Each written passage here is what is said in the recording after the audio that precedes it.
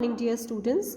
We were studying chapter 17 in SST, Independent India, and we have already discussed about Gandhiji's contribution to the freedom struggle, the non-cooperation movement, the civil disobedience movement, the Simon Commission, the demand for Poon Swaraj, right? We have already discussed these points.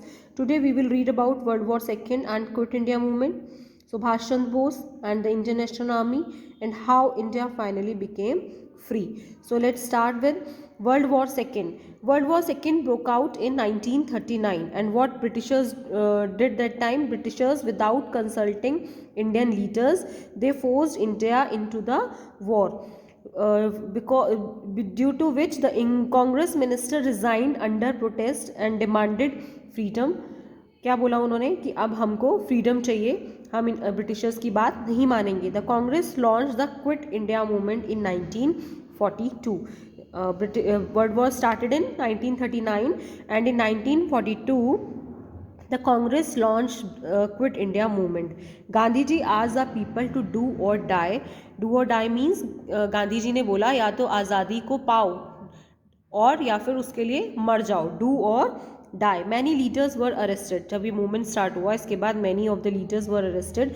Many revolutionaries also took part in the struggle. अब जो revolutionaries थे उन्होंने भी इस struggle में part लिया. The name of Bhagat Singh, Ram Prasad Bismil, Rajguru, Sukhdev, Chandrashekhar Azad, Sitaram Raju, these are the well-known leaders, these are the well-known revolutionaries who took part in the struggle.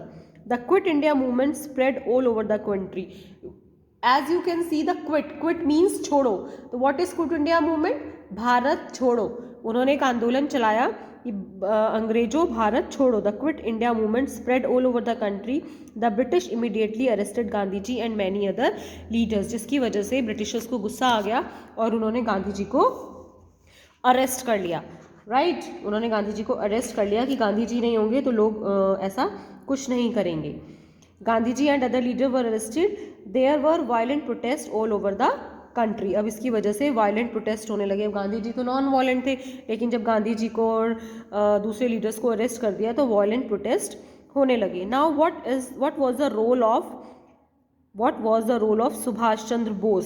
Subhash Chandra Bose had been elected president of the Indian National Congress twice. He was lovingly called Netaji. उनको सब क्या बोलते थे? Netaji. He was convinced that the British would never leave India peacefully. वो जानते थे, उनको ऐसा कन्विंस किया गया था कि जो गांधी जी ब्रिटिशर्स हैं वो कभी भी शांति से आराम से पीसफुली इंडिया को नहीं छोड़ेंगे. He went to Japan from where he organized an army of 40,000 Indian soldiers. उन्होंने 40,000 Indian soldiers की आर्मी बनाई. कहाँ पर? जापान में. He called it the Azad Hind फौज. उसका नाम उन्होंने रखा आज़ाद हिंद फौज और the Indian national army. The Indian national army fought against the British on the north east borders of India. Initially they pushed back the British but finally the British defeated the Indian national army. अब Britishers ने फिर से Indian national army को क्या कर दिया?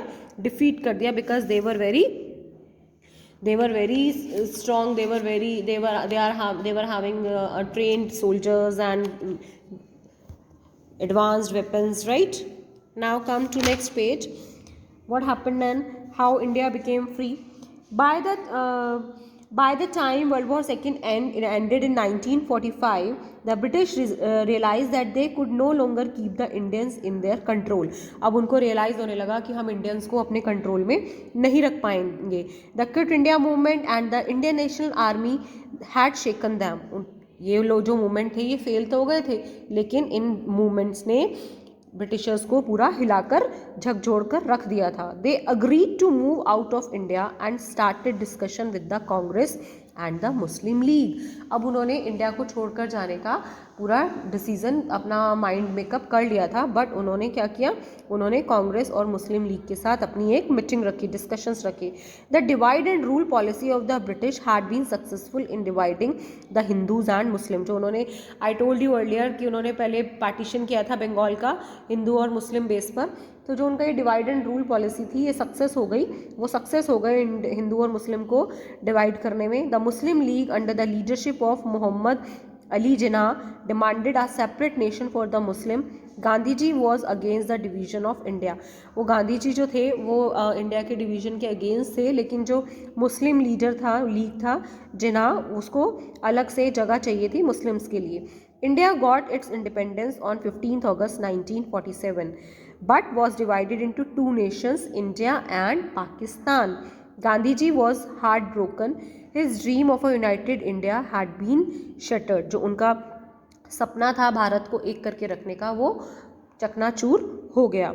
अब India के फ्री होने के बाद, after the free India, Pandit Jawaharlal Nehru became the first prime minister of independent India and Dr. Rajendra Prasad became the first president of India.